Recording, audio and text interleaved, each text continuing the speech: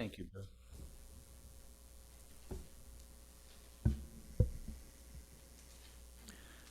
How many of us are eager to think about our own death? Not too many hands up. How many are disciplined enough to fill out the important end of life documents? Many of you. Good for you. I actually shouldn't turn my hand up because I haven't really done enough of that. How many of us, eager or disciplined or terrified or in denial, even know that our care committee offers lots of end-of-life documents so that when our time comes, we can have some control over how we shuffle off our mortal coil? A few of us, mostly care committee members. Ben, if you would show the end-of-life bingo card. This is also on our website and on the church Facebook page, so my colleague Karen G. Johnston put this together, and it is a bingo card full of all the things that we should be doing to prepare for end-of-life stuff. And I won't go through all of them, but it includes things like filling out the advance directives so that your loved ones don't have to make those awful decisions for you when it comes time, and writing down your passwords so that your loved ones can get into the bank and to all that stuff. Goodness knows Facebook has to know you're dead at some point. We should be able to provide that information. And one of those on there is make sure there is someone to care for your pets when you are no longer able. That's a really good and somewhat funny way of thinking about all the things that we need to be doing in our end-of-life stuff. And as I say, our care committee does offer many of those documents, and we have links to them, advance directives, which is not just the do not resuscitate, but what care do you want to receive and what care do you not care to receive. In Indiana, the physician order for scope of treatment, the post form, is a little wider still. And for those of us in Michigan, the 5 wishes documentation, which talks about, do you care whether your body is particularly clean as you're dying? Are you really a person that likes to be clean and wants to be clean? If you want to listen to music, what music do you want played at your bedside? So in case you're able to hear it, you're at least listening to something you like. We also, interestingly enough, have medical procedure resource forms so that those of us who have been through some of these interesting, cancer treatments and new knees and all the stuff that human beings do, if someone else is facing a similar problem, they can come to us and know who has been through such a thing, what their experience was like, what the doctor or the hospital was like, and what they should prepare for. Now that was actually going pretty well until the pandemic came, and that's sort of been derailed by a couple of years. But we do have some of those forms, and those of you who are having medical procedures, if you want to fill those out, we would love to have your information. There's a lot there to think about and do and prepare for ourselves and for our loved ones. So be aware that Barbara Boyd and Gail DeSomer and Wendy and Mary Hagan and Lois Holm and Jim Curley and many of us can help hook you up with these forms and make sure that when you momentarily have the courage to face the end of your life, that you can fill out these forms and as a kindness to your loved ones and as a measure of control in our own lives. I encourage us to do so. And now, less commercial and more spirit. It is healthy to grieve. It's not fun necessarily, but it is healthy. It is normal to feel a powerful sadness when we lose people or animals that we love. People who have placed important roles in our lives, It is not uncommon for this grief to come in waves, to be powerful one day and almost absent the next, to resurface months or years after the actual event. It is also healthy to eventually integrate the loss and move on, to resume our normal lives, or even better, take up our lives with greater appreciation for the time and the gifts that we have. Having mourned deeply, we may, as we heard Bill just say, build upon and savor these gifts. It will take a variable amount of time. Each person must grieve in their own way. The one thing we know for sure is that grief takes exactly as long as it takes. Grief does almost never conforms to the policy written down in the personnel manual. Grief does not obey the wishes of our spouses, friends, co-workers, or even our own impatient brain. It's been almost 15 years since my maternal grandmother passed away.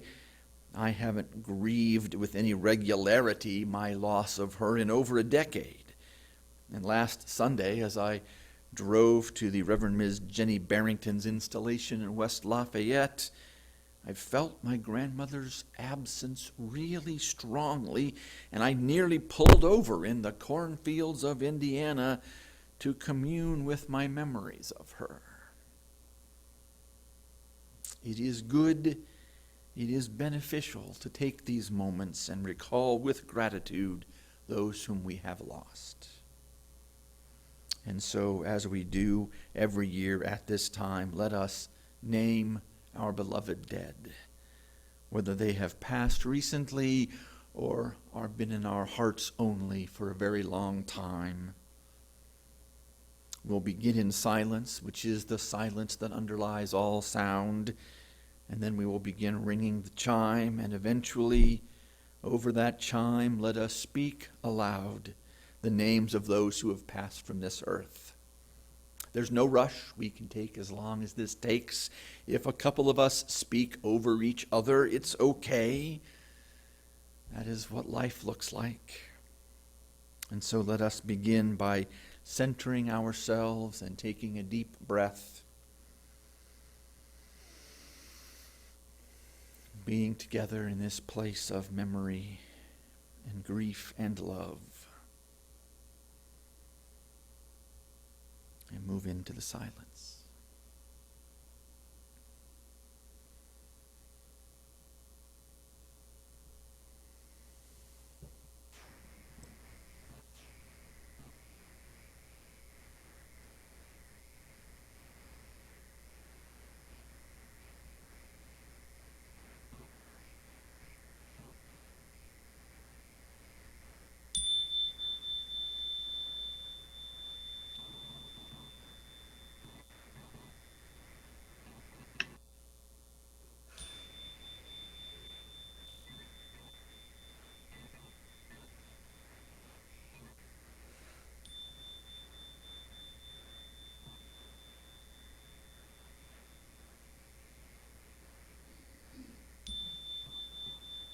Kathy Duncan.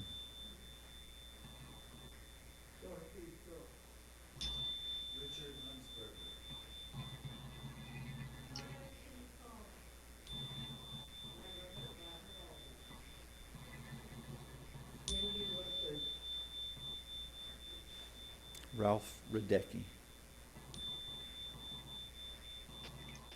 Lisa Brooks.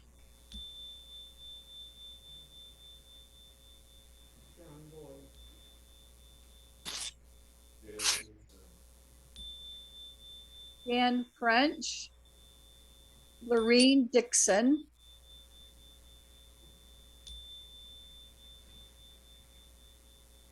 Jan Sandrich.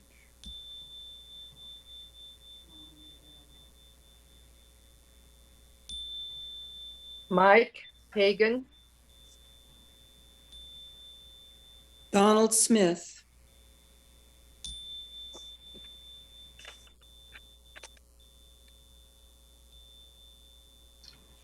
Diane Wilding.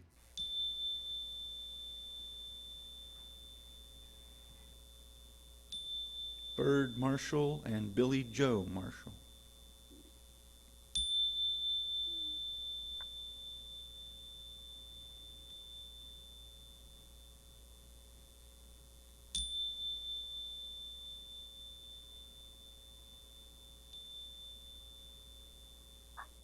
Catherine Hopper, Steve Hopper.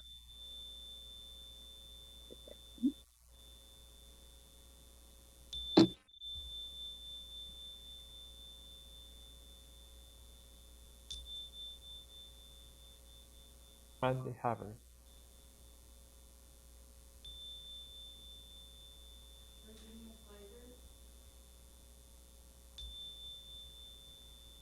Bud and Laura.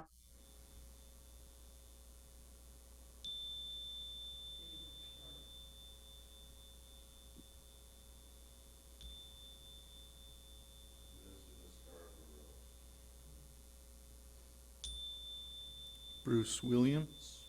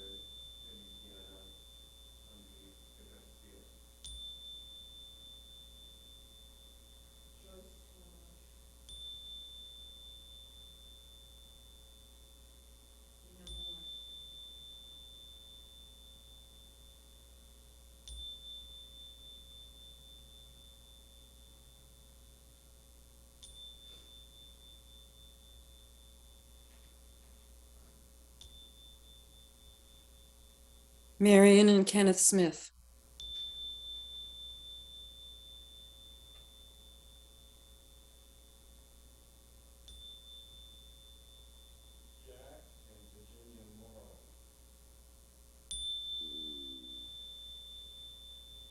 Gene Pupke.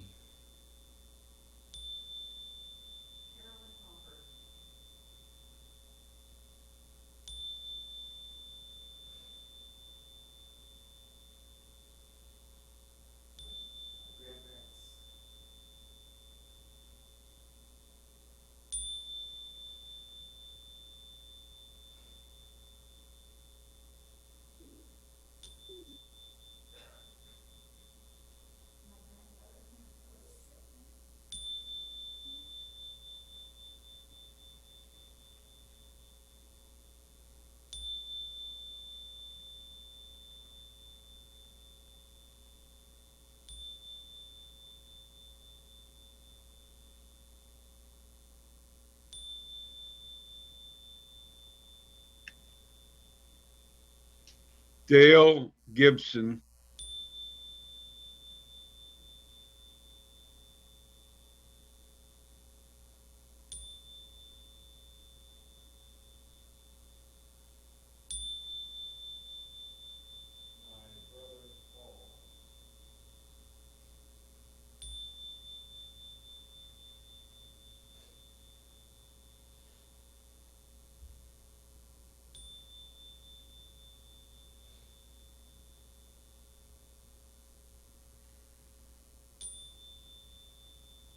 Bob Cope,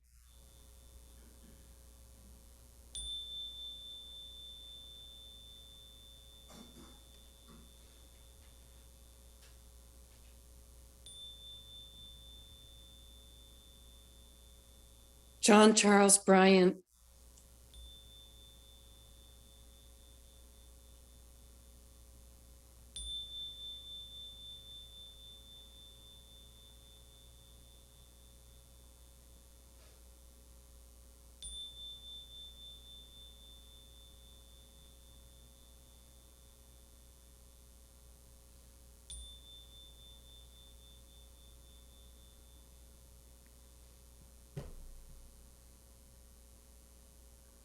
And many, so many more.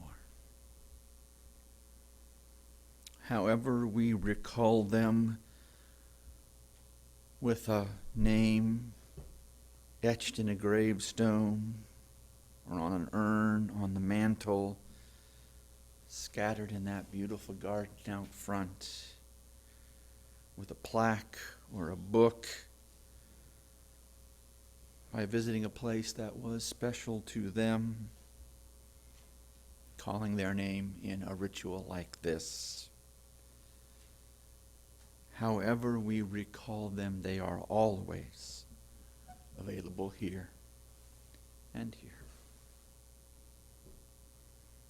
And let us honor their memory by living our lives more fully and more vividly and more boldly as we go forward from this day.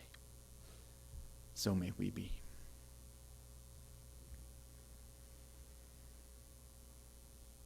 I don't usually suggest that one of the offering ideas is that we throw great parties, but we threw a great party yesterday, and lots of people had their lives improved because of it. And we gather food and clothing for those who are currently without homes, and we do so much more in this beautiful place where we live. Please support that work with your time, with your energy, and with your green money. We will pass baskets around for those of you here in the sanctuary. There's a link on the page at the Zoom. Please give as generously as you feel called to give. I was going to do something else with this, but this spiritual came into my mind to